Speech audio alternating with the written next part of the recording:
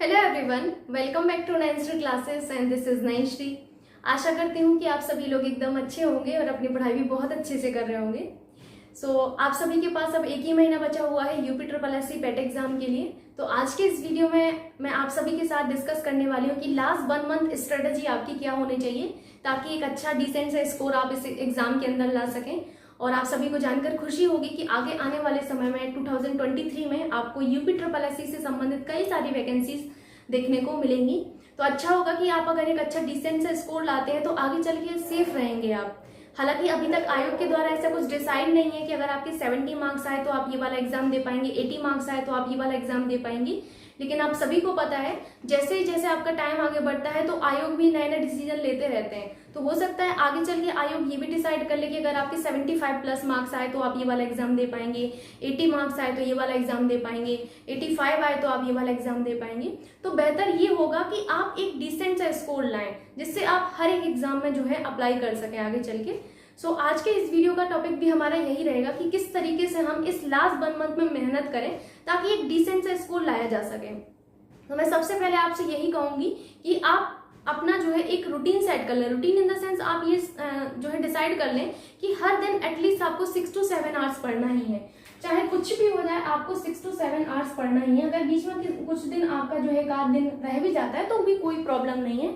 कभी कभी ऐसा हो जाता है कि हम उस दिन नहीं पढ़ाई कर पाते हैं तो बीच में 1-2 दिन चलता है, लेकिन ऐसे नहीं चलेगा कि 2 दिन पढ़ा, 1 दिन छोड़ दिया, फिर 2 दिन, फिर 1 दिन। इस तरीके से अगर करोगे तो शायद ही आगे चल के कुछ अच्छा मिल पाएगा, हासिल हो पाएगा। तो बेहतर होगा कि आप हर दिन अपना 6 to 7 आवर्स बिल्कुल फिक्स कर लें कि मुझे एटलीस्ट 6 to 7 आवर्स पढ़ने ही है।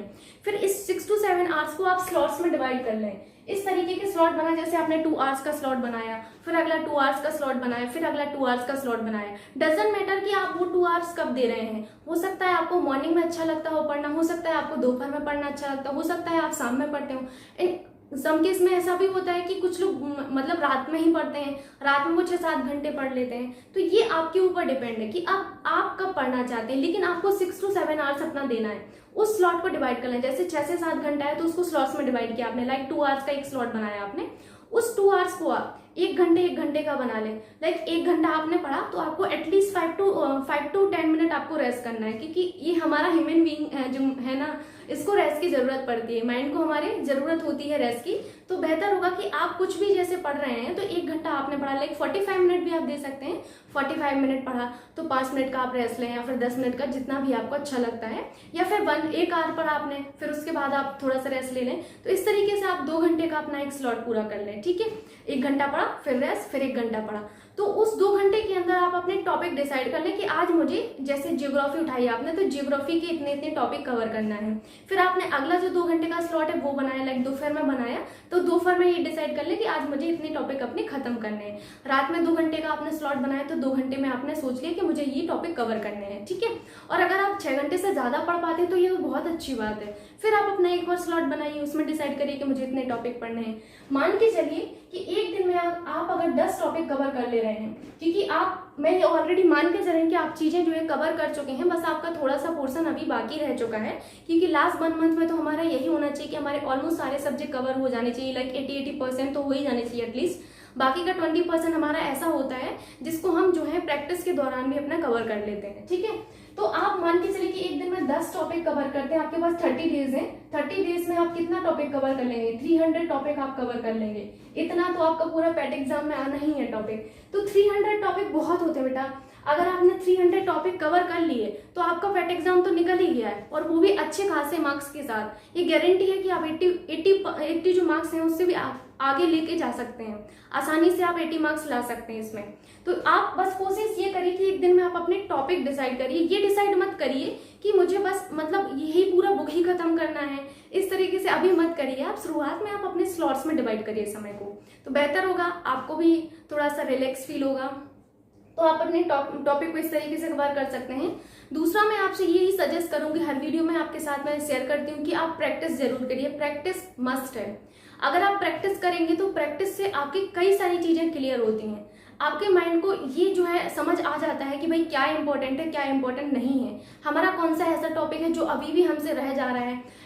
जैसे आप कोई भी टॉपिक उठाते हैं, बहुत सारे लोगों को करंट अफेयर्स टफ लगता है, कई सारे लोगों को जियोग्राफी में कुछ टॉपिक टफ लगते हैं। तो जब आप पढ़ेंगे तो आपको समझ में आएगा कि मेरा जो है मानसून वाला चैप्टर टफ लग रहा है मुझे, तो मानसून का आप रिवीजन करिए। आपको जो है करंट अफेयर्स में जैसे जो आप पुरस्कार हैं वो अवार्ड वगैरह अगर भूल रहे हैं तो उसको आप कवर करिए, थीम अगर भूल रहे हैं तो थीम को आप जो है रिवीजन करिए। तो आपको इस तरीके से अपना जो है प्लानिंग करनी है। प्लानिंग आपकी इस तरीके से होनी चाहिए प्रीवियस ईयर क्वेश्चन पेपर और आपका जो है प्रैक्टिस के साथ, कि आपने जो टॉपिक कवर किए हैं उनको आप कितना कैप्चर कर पा रहे हैं वहां जाके। वहां आपको ये नहीं सोचना है कि मुझे नहीं आ रहा है तो आप हताश हो जा रहे हैं कि मैं तो कर ही नहीं पा रहा हूँ, मेरे तो इतने मार्क्स आ रहे हैं। शुरुआत में हमें ऐसा लगता है कि मैंने जो प्रैक्टिस जो है किया है वो 100 मार्क्स का था, मेरा 60 मार्क्स ही आ रहा है। शुरुआत में सबका ऐसे ही आता है। कई बार हमारे साथ ऐसा होता है कि लास्ट में आते आते हम वो स्कोर जो है अपना 80 तक नहीं ले जा पाते हैं। बट एग्जाम में देखना, आप ये मान के चले कि जिन बच्चों का 60 मार्क्स आ रहा है, 70 मार्क्स आ रहा है, जो रेगुलर प्रैक्टिस कर रहे हैं, उनका तो गारंटी 80 मार्क्स वो लाएंगे। तो बेहतर होगा कि आप प्रैक्टिस जरूर करें, प्रैक्टिस से देखें कि कौन से टॉपिक ऐसे हैं जो अभी भी आपके रह जा रहे हैं, तो उनको आप कवर करें। नया टॉपिक कम से कम पढ़ें तो ही आपके लिए अच्छा होगा। नया टॉपिक सिर्फ आप वही पढ़ें जो आपने अभी तक कवर नहीं किया है, लेकिन नया टॉपिक वो मत पढ़ें जो आप ऑलरेडी पढ़ चुके हैं लेकिन फिर से आप उसको पढ़ रहे हैं कहीं और से। तो इस तरीके से आपको नहीं पढ़ना। एक टॉपिक अगर आपने कहीं एक जगह से कवर कर लिया तो उसी को आप रिविजन करिए, ये आपका होना चाहिए। ठीक, तो ये हुआ आपका कि प्रीवियस ईयर क्वेश्चन पेपर से और जो आपका जो है प्रैक्टिस से किस तरीके से आपको हेल्प लेनी है। लास्ट बट नॉट लीस्ट मैं आपको यही कहूंगी कि बहुत सारे बच्चों को लग रहा है कि मैम कॉन्फिडेंस नहीं आ रहा है, इतनी मेहनत कर रहे हैं, सब कुछ कर रहे हैं, लेकिन फिर भी कॉन्फिडेंस नहीं आ रहा है। तो एक बात आप जान लीजिए कि जिन बच्चों को ये लगता है कि कहीं ना कहीं अभी हमसे कोई कमी रह जा रही है, हम जो पढ़ रहे हैं वो अभी भी हमें लग रहा है कि कम है, तो रियल हीरो तो आप ही लोग हैं, क्योंकि आप पढ़ रहे हैं तब आपको ये आइडिया लग रहा है ना कि मेरा कहीं ना कहीं कम रह जा रहा है। इसका मतलब ये है कि आप बहुत अच्छे स्तर पर हैं। तो आपके अंदर ये डाउट आना चाहिए, ये डाउट आना बहुत अच्छी बात है। और जो पढ़ते नहीं हैं उनको तो ये डाउट ही नहीं आता है।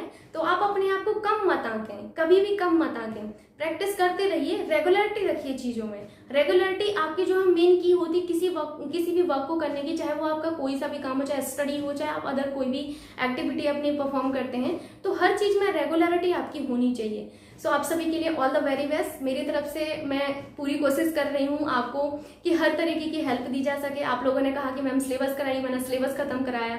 आपने कहा प्रैक्टिस कराइए, तो ऑलरेडी मैं आपके साथ प्रैक्टिस करवा रही हूँ आपको। मंथली करंट अफेयर्स ना आपने कहा तो मंथली करंट अफेयर्स भी आपको दे रही हूँ, डेली करंट अफेयर्स भी आपका चल रहा है। सो आप उस चीज़ को एंजॉय करिए, बर्डन मत लीजिए अपने ऊपर, एंजॉय करके पढ़िए। आगे डिसीजन जो होगा वो आप ही के फेवर में ही होगा। So thank you so much, मिलते हैं नेक्स्ट वीडियो में।